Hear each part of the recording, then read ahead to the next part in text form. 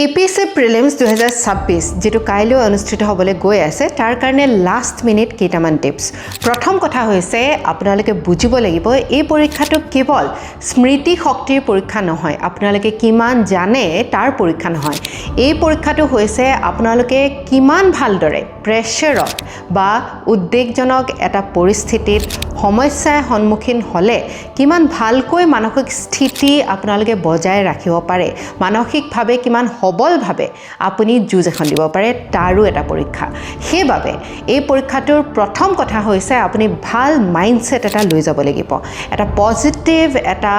ইতিবাচক মন লৈ আপুনি পৰীক্ষা হললৈকে যাওক যে এই পৰীক্ষাটো আপোনাৰ বহুত ভাল হ'বলৈ গৈ আছে আৰু দ্বিতীয় পৰ্যায়টো যেটো হৈছে মেইনছ তাৰ কাৰণে আপুনি অতি সোনকালে সাজু হ'ব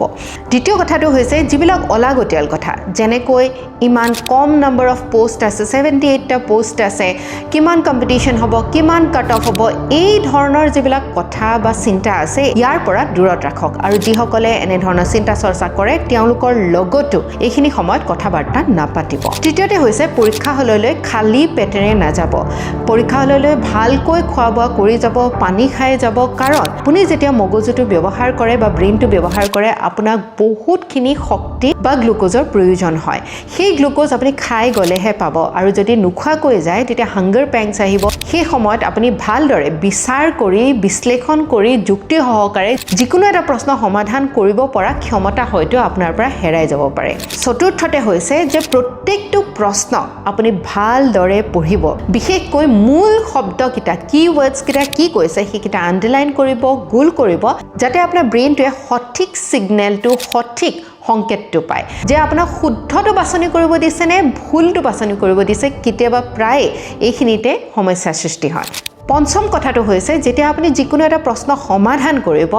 সেই উত্তৰটোৰ ওপৰত যদি আপোনাৰ কনফিডেন্স আছে তেতিয়াহলে লগে লগে আপুনি OMR শীটত সেই বাবলটো গোল কৰি আহিব কাৰণ একেলগে যদি সেই সময়ৰলৈকে আপুনি ৰৈ থাকে OMR শীটৰ বাবলছখিনি একেলগে পূৰণ কৰিবৰ কাৰণে তেতিয়া কি হয় প্ৰায় সিলি মিস্টেকস হোৱাৰ আশংকা থাকে যে এটা ভুল হোৱাৰ লগে লগে 4-5টা একেলগে ভুল হোৱাৰ সম্ভাৱনা থাকে সেইবাবে একেবাৰে লাষ্টৰ সময়ত মানে লাষ্টৰ আধা ঘণ্টাত সেই বাবলছ বিলাক পূৰণ কৰিবলৈ ৰৈ নাথাকিব 6 নম্বৰ কথাটো হৈছে যে পৰীক্ষা হললৈ যোৱা অৱস্থাত বা পৰীক্ষালৈ ৰৈ থকা অৱস্থাত বা GS পেপাৰ 1 আৰু GS পেপাৰ 2ৰ মাজত যেটো সময়ৰ ব্যৱধান থাকে সেইখিনি অৱস্থাত কাৰো লগত পেপাৰ বা এই প্ৰশ্নসমূহৰ কথা আলোচনা নকৰিব মাইণ্ডটো ফ্ৰেছ কৰি যাব আৰু একেবাৰে ক্লিন স্লেট এখন লৈ যাব যাতে সেই সাহসকন আপোনাৰ থাকে যাতে আপুনি প্ৰত্যেকটো প্ৰশ্নত আপোনাৰ যিমান শক্তি যিমান আপুনি মগজু ব্যৱহাৰ কৰিব লাগে যিমান যুক্তি সহকাৰে লজিক্যালি প্ৰশ্নবিলাক সমাধান কৰিব লাগে সিমানখিনি কৰিবৰ কাৰণে আপুনি মানসিকভাৱে প্ৰস্তুত থাকে যাতে আপোনাৰ মানসিক অৱস্থাটো কোনো কাৰণতে কোনেও তাত বাধাৰ সৃষ্টি কৰিব নোৱাৰে আৰু অৱশেষত আপোনালোক সকলোলৈকে শুভেচ্ছা জ্ঞাপন কৰিছো all the best to all the candidates appearing for APSC prelims 2026 আশা কৰিছো আপোনালোকে এই পৰীক্ষাত সুখ্যাতিৰে উত্তীৰ্ণ হ'ব আৰু মেইনছৰ কাৰণে আপোনালোকে সাজু হ'ব ধন্যবাদ